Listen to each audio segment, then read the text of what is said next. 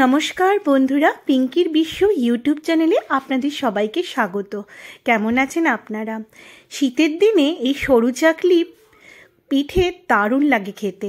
এটা আমার শাশুড়ি মা শেখানো। শাশুড়ি মা আমাকে ফোনে ফোনে সমস্ত বলে দিয়েছে কিভাবে করতে হবে।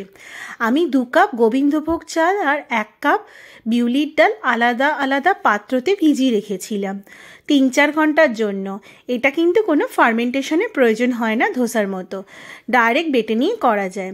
প্রথমে আমি চালটাকে বেটে নিলাম অল্প অল্প জল দিয়ে, তারপর আমি ডালটাও বেটে নিলাম আলাদা করে, তারপরে দুটো একসঙ্গে মিক্স করলাম। ভালো করে মিক্স করে ওতে দিলাম সামান্য পরিমাণে নুন, স্বাদ মতো। অনেকে মৌরিও দেয়, আমি আর মৌরি দিইনি, মা আমাকে বলেনি দিতে।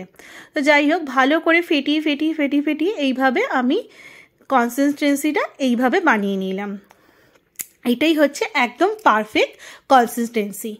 এরপরে আমি তাওয়াটা খুব ভালো করে গরম করলাম। গরম করে তারপরে হাতার সাহায্যে এইভাবে দেখুন পাতলা পাতলা করে আমি করে নেব। এটা যত পাতলা হবে তত খেতে বেশি ভালো হবে, ধোসার মতো কিন্তু ক্রিস্পি হবে না। এরপর আমি আঁচটাকে একদম লো ফ্লেমে করে দিয়েছিলাম। তারপরে অল্প একটু তেল আমি ব্রাশ করে নিলাম।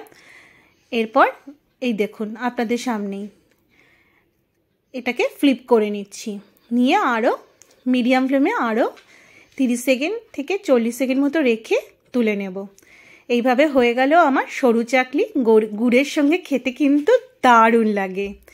আর হ্যাঁ, মা কিন্তু এর থেকেও ভালো আরও পাতলা পাতলা করে। এটা আমার নিজের হাতে প্রথম করা। কেমন হয়েছে কোনো খুঁত থাকলে অবশ্যই আপনারা জানাবেন বন্ধুরা। সবাই ভালো থাকবেন। যদি আমার চ্যানেলটা ভালো লাগে একটা লাইক, শেয়ার, সাবস্ক্রাইব করে দেবেন। চলুন, টাটা। গুড়ের সাথে এই পাতলা পাতলা কাগজের মতো সরু চাকলি এনজয় করুন।